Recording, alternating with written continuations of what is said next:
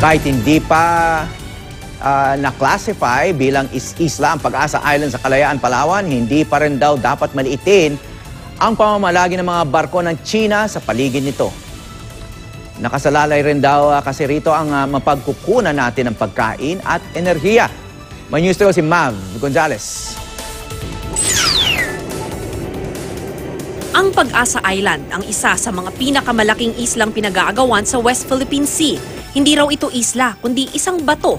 Sa article na sinulat ni dating Ambassador Rigoberto Tiglao, sinabi niyang maski sa arbitral ruling ay rock ang klasifikasyon ng Pag-asa at hindi ito entitled sa 200 nautical mile exclusive economic zone.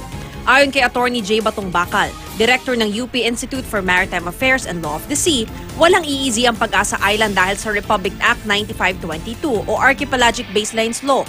Dito sinunod ang UNCLOS na nagsasabing kung hindi mabubuhay ang tao sa lugar, hindi ito bibigyan ng exclusive economic zone o continental shelf. Wala kasing freshwater source ang Pag-asa Island. Pero ang posisyon na kinuha ng gobyerno, dahil nga baka maging provocative yung ganong klaseng aksyon, ang ginawa under the Arroyo administration, sila yung naghimok sa Kongreso na baguhin yon at tanggalin ang EEZ and Continental Shelf ng Pag-asa Island, ng Kalayaan Island Group at Scarborough Shoal.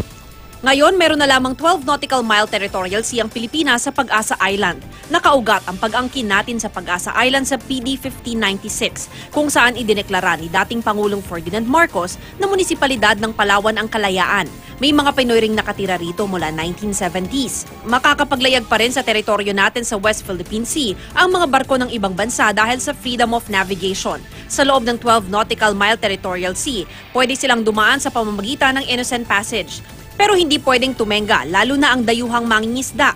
Kaya hindi pa rin daw tama ang pananatili ng daang-daang Chinese fishing vessel sa Kalayaan Group of Islands. Kahit rock siya, mayroon pa rin tayong claim of sovereignty over that rock as well as the territorial sea around it.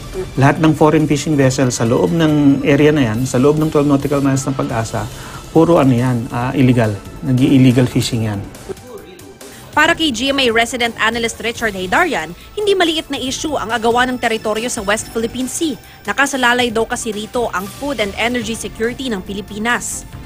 Yung pinakamalaking kasalanan ng dating administration at preceding ones is since the Marcos regime in the 1970s, none of the previous administrations ay properly maintain or expand and upgrade yung ating pasilidad dyan sa Pag-asa.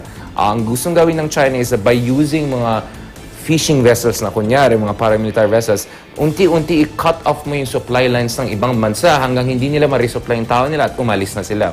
That's why you need very advanced facilities that can support and can defend yung mga isla na yan.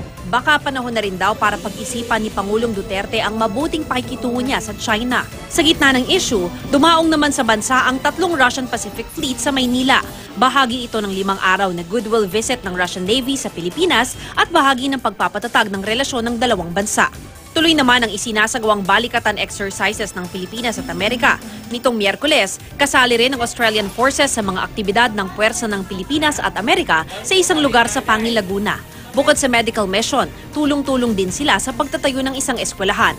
Samantala, sa isang tweet, iginiit naman ni Foreign Affairs Secretary Teddy Boy Locsin Jr. na tanging Amerika lang ang military ally ng Pilipinas. Sa ngayon, hindi raw natin kailangan ng isa pang kaalyado.